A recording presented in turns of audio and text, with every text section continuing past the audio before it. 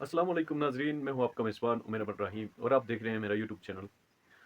नाजरीन, अजीब एक सूरत हाल है, अजीब एक माहौल है। ये जो मेरा कप्तान वाला है, ये कहता था मेरा कप्तान सेंचुरी करना चाहता है, 100 रुपये इसलिए किया हुआ है। तो ये सारी बातें एक तरफ। अब आते हैं सियासत में इन्होंने अपनी जो है ना, इनका मंशूर ही क्या था? ये शहबाज शरीफ उनको चोर कहा करता था, जरदारी को। जरदारी इसको चोर कहा करता था, शहबाज शरीफ को। तो ये एक दूसरों को, ये इनका मंशूर ये था कि ये चोर हैं, हमने इनके साथ मुकाबला करना है।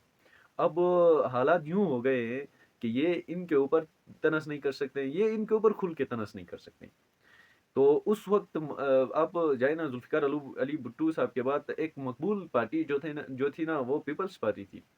ये उनको तनस करते थे, ये उनको तनस करते थे, ये इसको जेल में डालता था, वो इसको जेल में डाला करता था। अब सूरत हाल ये हो गए हैं कि ये दोनों मिल गए हैं। और मिल गए हैं किस वजह से? एक ही शख्स की वजह से। एक ही शख्स की वजह से ये दोनों मिलके उनके मुकाबला कर रहे हैं।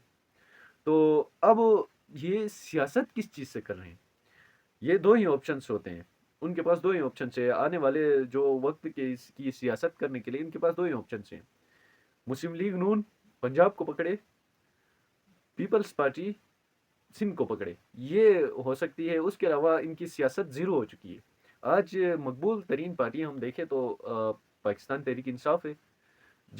खान साहब मुज़ाकिरात नहीं मान रहा है, खान साहब बात करने के लिए तैयार नहीं है। तो ये दोनों मिलके उनके पैर दबा रहे हैं कि आप मान जाए खान साहब।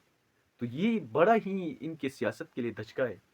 ये हो सकता था कि ये दोनों ना मिल जाए। आज जो कह रहे हैं ना कि ईरान के हामी ईरान चले जाए, तो इनके ऊपर भी बड़ा ही तनस हो रहा है सोशल मीडिया के ऊपर। उसके बाद कह रहे हैं कि उन्होंने एक स्टेटमेंट दी कि जिन्होंने भी दी, आप लोगों को पता है कि ईरान के हामी ईरान चले जाए। फिर बलूचिस्तान में सुहेल अफरीदी साहब ने एक स्पीच में कहा कि ये जो ईरान ये जो कह रहे हैं कि ईरान चले जाओ, ये कहते हैं जब ईरान की हक में बात करते हैं तो ये कहते हैं ईरान चले जाओ, ये तुम्हारा बाप का है, ये तुम्हारा बाप का है, ये मुल्क तुम्हारा बाप का है। ये अल्फाज सुहेल अफरीदी साहब ने पेश किए वहाँ पे। उसके बाद देखा जाए तो क्या ईरान के लिए ईरान के हामी बनना बनना या ईरान के हक में बात करना करने वाले ईरान चले जाते, तो ये पाकिस्तान किसका है? अगर सऊदी अरब के हक में आज बात करें तो अगर हमने सऊदीया जाना है, तो ये मुल्क किसका है? ये मुल्क के बासी हम ही हैं। मुल्क के लिए जान देने वाला। देखा जाए तो गिलगित बल्तिस्तान से बहुत सारे जो है ना, बहुत सारे लोग ईरान के हामी हैं। तो इसकी वजह ये है कि गिलगित बल्तिस्तान के लोग बहुत सारे प्रोफेशनल लोग हैं। तो अब ये ईरान के हामी बन के ईरान क्यों चले जाएंगे? एक सवाल बनता है, ईरान क्यों चले जाए हम? ये जो गिलगित बल्तिस्तान के लिए इन्होंने कुर्बानियाँ दी, ये जो पाकिस्तान के लिए कुर्बानियाँ दी, ये सब छोड़ के क्या ईरान चले जाना इनके लिए मुमकिन है? तो या ये चुप बैठे।